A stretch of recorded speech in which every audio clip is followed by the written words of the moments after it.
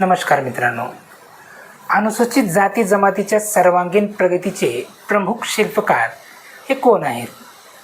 लहुजी वस्ताद हे इतिहासातील शूर आणि प्रतिकाराचे प्रतीक असलेले योद्धे होते.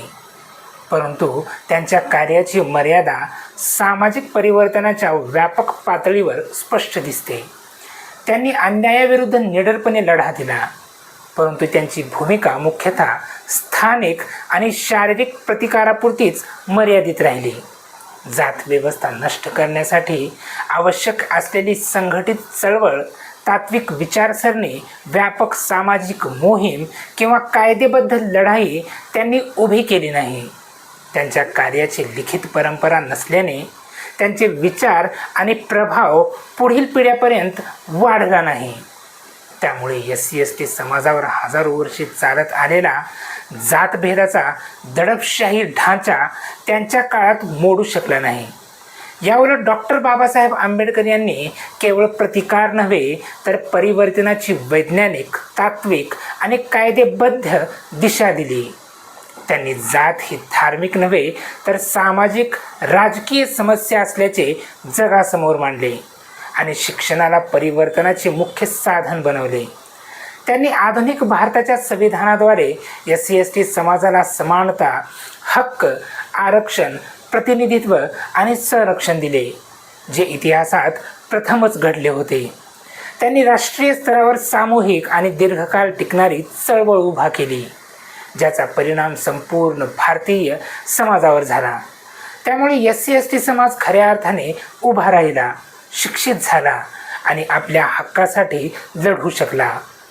लहुजी वस्ताद आणि अण्णाभाऊ साठे यांचे कार्य प्रेरणादायी असले तरी SC/ST समाजाला सामाजिक न्याय, मानवी हक्क, शिक्षण आणि राजकीय स्थान देणारे एकमेव व्यापक, परिणामकारक आणि क्रांतिकारी योगदान म्हणजे डॉक्टर बाबासाहेब आंबेडकर यांचे कार्य होय.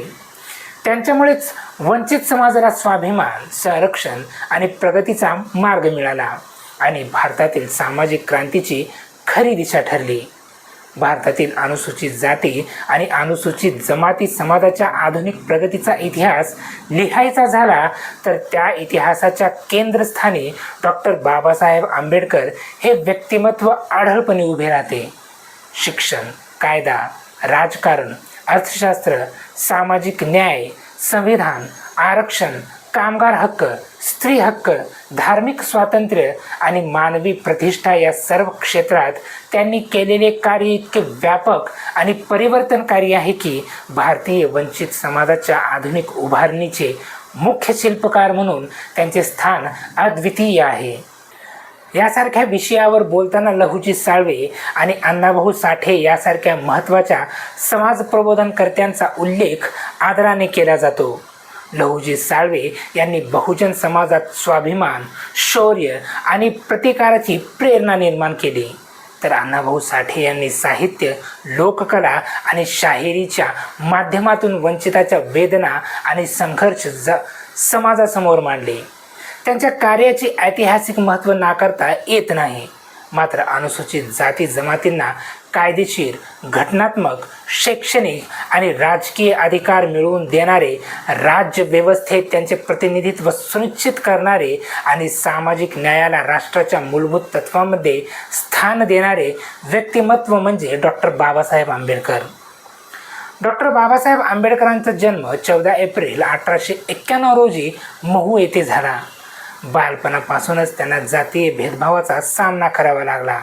शाळेत वेगळे बसवणे, पाणी न देणे आणि सामाजिक अपमान या अनुभवांनी त्यांच्या मनात अन्यायाविरुद्ध लढण्याची ज्वाला निर्माण केली. त्यांनी शिक्षणाला परिवर्तनाचे सर्वात प्रभावी साधन मानले. कोलंबिया विद्यापीठ आणि लंडन स्कूल ऑफ इकॉनॉमिक्स यासारख्या जगप्रसिद्ध संस्थांमधून त्यांनी उच्च शिक्षण घेतले. त्या काळात वंचित समाजातील एका व्यक्तीने एवढे उच्च शिक्षण घेणे ही स्वतःमध्ये ऐतिहासिक क्रांती होती. त्यांनी अर्थशास्त्र, राज्यशास्त्र, कायदा आणि समाजशास्त्र यांचा सखोल अभ्यास करून वंचित समाजाच्या मुक्तीसाठी ज्ञानाचा वापर केला. बाबासाहेबांनी शिका, संघटित व्हा, संघर्ष करा हा संदेश दिला. हा केवळ घोष नव्हता, तो सामाजिक क्रांतीचा कार्यक्रम होता. शिक्षणाशिवाय कोणताही समाज मुक्त होऊ शकत नाही, ही त्याची ठाम भूमिका होती. त्यांनी वसतिगृहे, शैक्षणिक संस्था, संघटना आणि वृत्तपत्रांच्या माध्यमातून ज्ञानाची चळवळ उभी केली. महाड 14 तळे सत्याग्रहातून त्यांनी पाणी पिण्याचा मूलभूत मानवी अधिकार मिळवण्यासाठी संघर्ष केला. हा संघर्ष केवळ पाण्यासाठी नव्हता, तर मानवी प्रतिष्ठेसाठी होता. मनुस्मृती दहनाद्वारे त्यांनी विषमता आणि अन्यायाला वैचारिक आव्हान दिले. नाशिकच्या काळाराम मंदिर प्रवेश आंदोलनातून धार्मिक समानतेचा प्रश्न राष्ट्रीय पातळीवर नेला. गोलमेज परिषदामध्ये बाबासाहेबांनी दलित समाजासाठी स्वतंत्र राजकीय प्रतिनिधित्वाची मागणी केली.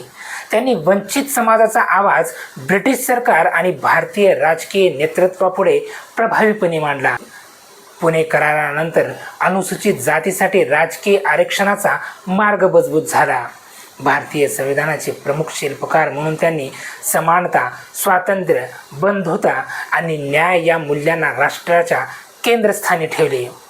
कलम 17 द्वारे अस्पृश्यता कायदेशीररित्या रद्द करण्यात आली. मूलभूत अधिकार, सामाजिक न्याय, आरक्षण व्यवस्था, राजकीय प्रतिनिधित्व आणि कायद्यापुढील समानता या सर्वांचा घटनात्मक पाया बाबासाहेबांनी घातला. आरक्षण ही दया नसून ऐतिहासिक अन्यायाची दुरुस्ती आहे, असे बाबासाहेबांनी स्पष्टपणे मांडले. शिक्षण, नोकरी आणि राजकारणात प्रतिनिधित्व सुनिश्चित करणारी ही व्यवस्था लाखो वंचित कुटुंबाच्या प्रगतीचा आधार बनली.